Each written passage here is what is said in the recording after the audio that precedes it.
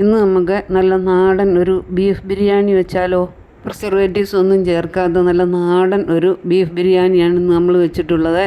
ഇതിനായി നമ്മളിവിടെ 1 kilo beef എടുത്തിട്ടുണ്ട്. അത് നമ്മൾ വലിയ പീസായിട്ടൊന്ന് കട്ട് ചെയ്തെടുത്തിട്ടുണ്ട്.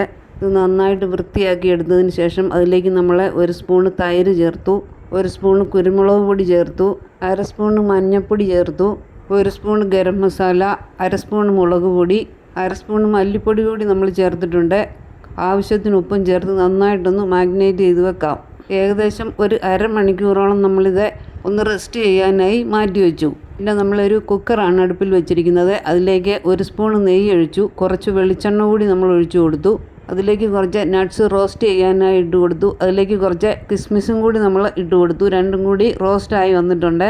അത് നമ്മളൊന്ന് കോരി മാറ്റിയതിന് ശേഷം അതിലേക്ക് നമുക്ക് നല്ല സ്ലൈസാക്കി എടുത്തിട്ടുള്ള സവോള കുറച്ച് നമുക്ക് ഇട്ട് കൊടുക്കാം. ഇത് നന്നായിട്ടൊന്ന് റോസ്റ്റായി വരണം, കരിഞ്ഞു പോകാതെ ഇത് നന്നായിട്ട് നമ്മൾ ഇളക്കി കൊടുത്ത് നന്നായിട്ട് റോസ്റ്റ് ചെയ്തെടുക്കാം. നല്ല മുരിഞ്ഞ് കിട്ടുന്ന പരുവം വരെ നമുക്കിത് നന്നായിട്ടൊന്ന് റോസ്റ്റ് ചെയ്യാം. സവാള നല്ല പാകമായി വന്നിട്ടുണ്ട്. ഇനി നമുക്കിതൊരു പാത്രത്തിലേക്ക് കോരി മാറ്റാം. ഈ പാത്രത്തിൽ തന്നെ നമുക്ക് ബീഫ് മസാല ഉണ്ടാക്കിയെടുക്കാം. റോസ്റ്റ് ചെയ്ത സവാളയെല്ലാം കോരി മാറ്റിയതിന് ശേഷം അതിലേക്ക് നമുക്ക് മസാലയ്ക്ക് ആവശ്യമായ സവാള ഇട്ട് കൊടുക്കാം. പച്ചമുളക്, ഇഞ്ചി, വെളുത്തുള്ളി, മല്ലിയില ഇവയെല്ലാം നമുക്കൊന്ന് മിക്സിയുടെ ജാറിലിട്ടൊന്ന് ക്രഷ് ചെയ്തെടുത്ത് അതും കൂടി നമുക്കിതിലേക്ക് ചേർത്ത് കൊടുക്കാം. എല്ലാം കൂടി നന്നായിട്ടൊന്ന് വഴറ്റിയെടുക്കണം.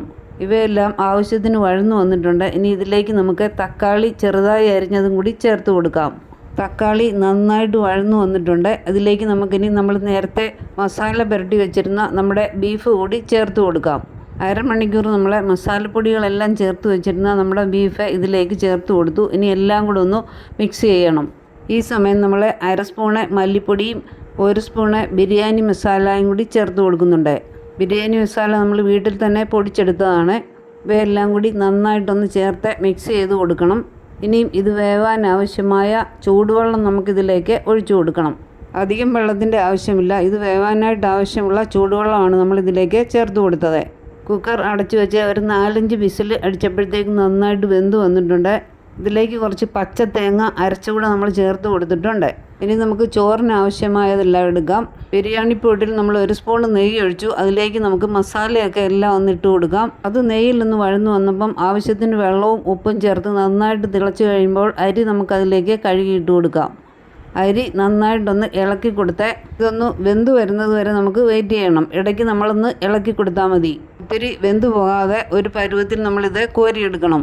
അങ്ങനെ നമ്മുടെ ചോറ് ആവശ്യത്തിനുള്ള വേവായിട്ടുണ്ട്. ഇനി നമുക്കിതൊരു പാത്രത്തിലേക്ക് കോരി മാറ്റണം. ഈ പാത്രത്തിൽ തന്നെ നമുക്ക് ബിരിയാണി സെറ്റാക്കി എടുക്കാനുണ്ട്. ഇതിനായി നമ്മൾ ഈ ബിരിയാണി പൊടി തന്നെ നമ്മൾ ചോറെല്ലാം കോരി മാറ്റിയതിന് ശേഷം അതിലേക്ക് 1 സ്പൂൺ നെയ്യ് ഒഴിച്ചതിന് ശേഷം അതിൻ്റെ മീതെ 1 ലെയർ ചോറ് നമുക്ക് ഇട്ട് കൊടുക്കാം. അതിൻ്റെ മീതെ നമുക്ക് റോസ്റ്റ് ചെയ്തെടുത്ത ഉള്ളി കുറച്ച് നമുക്ക് ഇട്ട് കൊടുക്കാം. കുറച്ച് മല്ലിയില ചെറുതായി അരിഞ്ഞത് കൂടി നമുക്ക് ഇതിൻ്റെ കൂടെ ഇട്ട് കൊടുക്കണം. ഇതിലേക്ക് നമുക്ക് വേവിച്ച് വെച്ച ബീഫിൻ്റെ മസാലക്കൂട്ട് വെച്ച് കൊടുക്കണം. ചോറിൻ്റെ മീതെ എല്ലാ ഭാഗത്തും 1 ലെയറായി നമ്മളിത് നിരത്തി കൊടുത്തു. അങ്ങനെ 1 ലെയർ നമ്മൾ സെറ്റാക്കി എടുത്തിട്ടുണ്ട്. ഇനിയും ഇതിൻ്റെ മീതെ നമുക്ക് 1 ലെയർ ചോറ് കൂടി വെച്ച് കൊടുക്കാം.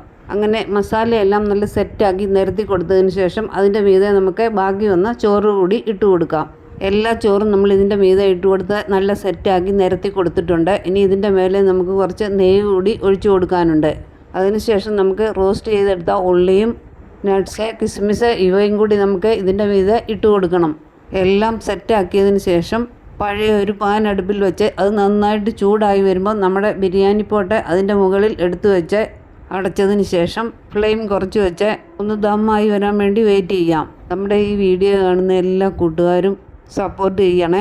ലൈക്കും ഷെയറും കമൻറ്റും ഒക്കെ ചെയ്ത് സപ്പോർട്ട് ചെയ്യാൻ മറക്കല്ലേ. പിന്നെ നമ്മുടെ നാടൻ ബീഫ് ബിരിയാണി ഇവിടെ റെഡി ആയിട്ടുണ്ട്. ഇനി ഇത് ദമ്മായി വരാനായിട്ട് നമുക്കൊന്ന് വെയിറ്റ് ചെയ്യണം. ഇനിയും പുതിയ പുതിയ വിശേഷങ്ങളും റെസിപ്പികളുമൊക്കെ ആയി അടുത്ത ഒരു വീഡിയോയിൽ കാണാം എന്ന പ്രതീക്ഷയോടെ